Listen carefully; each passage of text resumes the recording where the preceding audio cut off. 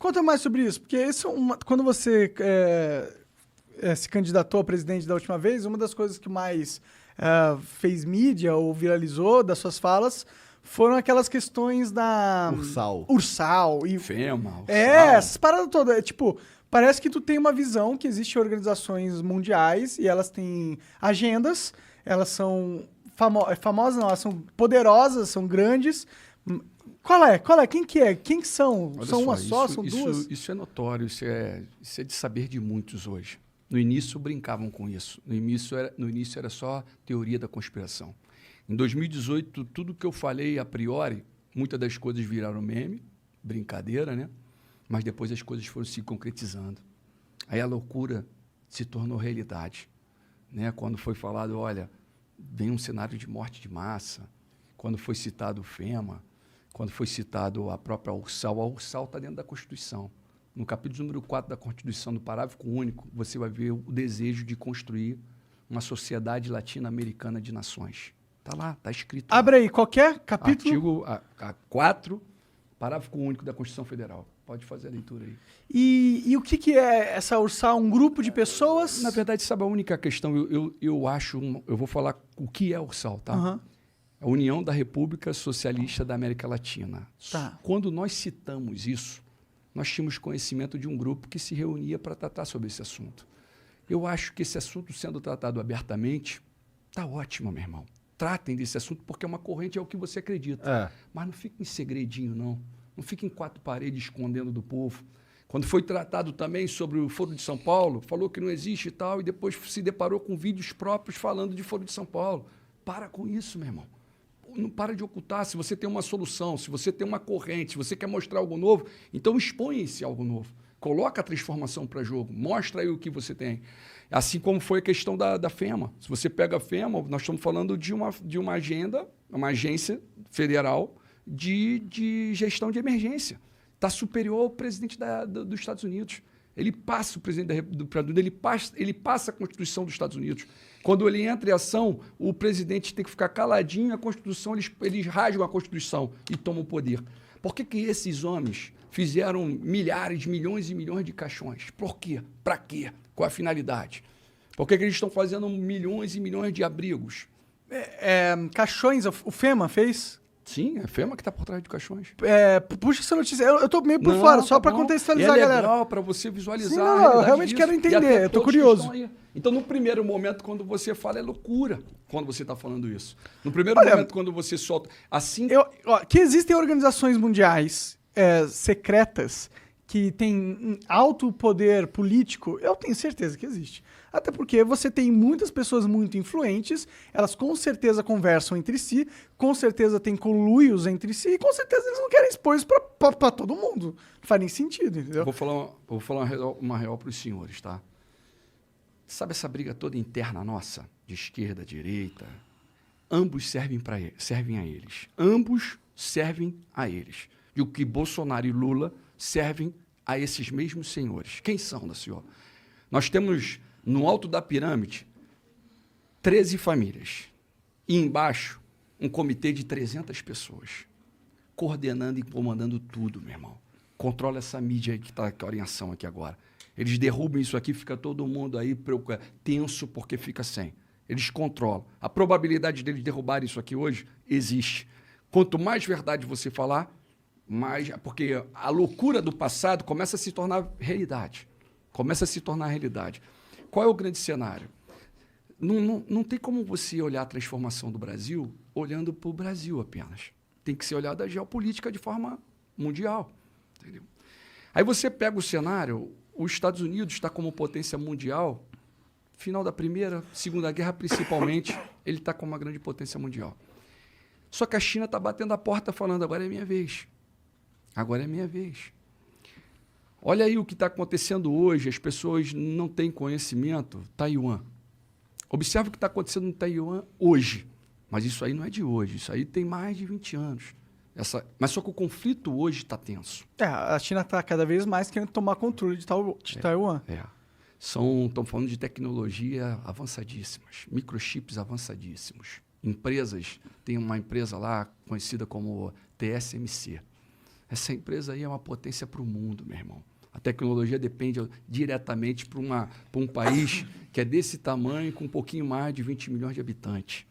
E estamos aí agora vivendo uma tensão muito grande com os Estados Unidos e a China, querendo, porque a China coloca que é território dela, os Estados Unidos tomou posse dela ali porque é um controle. Os Estados Unidos gostam de fazer guerra na casa dos outros. Então, ele domina as regiões dos outros. Mas só que os Estados Unidos vem perdendo tanta potência, ele vem perdendo potência ao ponto da Crimeia, junto com a Ucrânia. A Ucrânia e a Crimeia estão ali lado a lado. A Rússia anexou a Crimeia a eles e os Estados Unidos ficou caladinho. Nem falou, nem abriu a boca.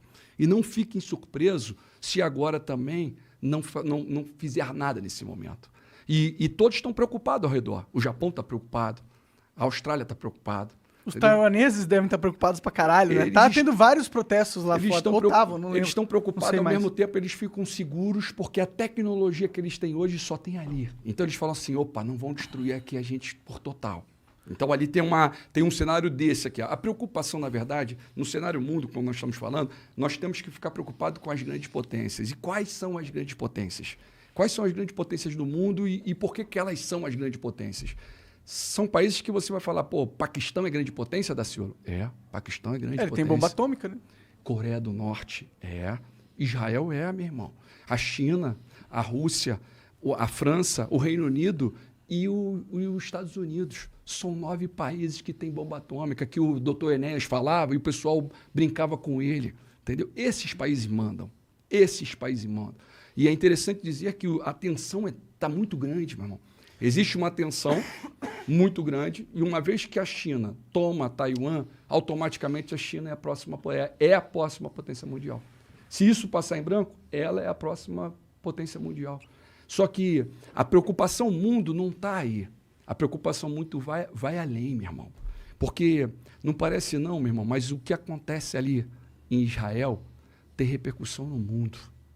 Israel é um ponto... Não, parece sim. Não, as pessoas, muitos não sabem, né? Muitos não têm conhecimento. Mas Israel é o ponto, meu irmão. Você vê aí o Azerbaijão e a Armênia, são 2 países que estão ali, que o Irã, porque o Irã está enriquecendo o urânio. A maior preocupação de Israel é isso. E Israel está preocupado, e isso é uma guerra iminente, até antecipa a de Taiwan.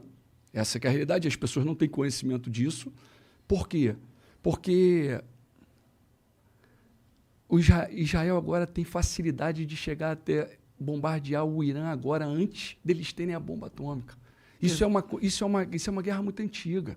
Isso não é de hoje, meu irmão. E eles têm medo, porque o Paquistão ele é inimigo mortal de Israel, né? E eles têm um governo bastante religioso. Tem os 3 irmãos ali, né, cara? Mas isso teria repercussão global muito grande também, né? Sim, mas é a mudança. Tu tá vendo o Estado Islâmico ganhando força. O Afeganistão, olha como é que os Estados Unidos saiu do Afeganistão. Olha como é que eles foram ridicularizados. Esses 20 anos que eles ficaram ali, e aí, meu irmãozão? Olha o que aconteceu. Olha como é que foi. Entendeu? Saíram de um jeito meio atabalhoado. Aí você falou, a Turquia está junto ali, está do lado, junto com o Paquistão. A Turquia e o Paquistão são amigas. Mas só que aí dentro desse cenário todo tem escrito bíblico aqui. Daciolo, tu fala isso com qual autoridade? Falando em quê? Baseado em quê? Existe uma guerra iminente que é Gog e Magog. Isso aí é o Estado. O Magog foi o filho de Jafé, que é da linhagem de Noé. Entendeu? E... na verdade, meu irmãozão, é justamente todos os povos, esse povo é representado hoje com os nomes diferentes, que é a Rússia, que é a Turquia, que é o Irã, o Iraque. E ali coloca-se que esses povos vão lutar contra Israel. E você vê que Israel é um país tão da presença da glória, tão escolhido de Deus, que em vários momentos da história... Você vê que a ONU ela é de 1947. Em 1948, a ONU, com Oswaldo Aranha, ela vai e coloca Israel de volta como uma nação. Correto? Em 2018, fizeram 70 anos disso. Israel vira uma nação. Em 1948, quando essa Assembleia da ONU verbaliza isso, Israel foi atacado por 5 países. Ali ele foi atacado automaticamente pela Líbia, pelo Egito, pela Jordânia pelo Iraque e pelo Líbano. Os 5 lutaram contra Israel. Quem venceu essa batalha? Batalha de 1 ano. O povinho assim, ó, voltando para a terra. Quem venceu? Israel. Não bastante, em 67 acontece de novo. Só que agora em 67 vieram 3 para cima deles. O Egito, a Jordânia e a Síria. Meu irmão, foi a Guerra dos 6 Dias. De forma sobrenatural, Israel vence aquela batalha. Eles tinham ajuda dos Estados Unidos e o Não, caralho? tinha ajuda do Senhor dos Exércitos, do Criador. Mas do eles não tinham sobrenatural. apoio do... Não, Entendi. a ajuda deles ali era do Senhor dos Exércitos, daquele que eu luto. É com ele que eu peito esses caras. É com ele que eu luto contra essas famílias, contra o sistema, que é hoje, mais do que nunca, a previsão está toda colocada, que é o caso dos Illuminati, que é o caso da maçonaria que vem lá atrás, que fica em segredo, no segredo, segredo.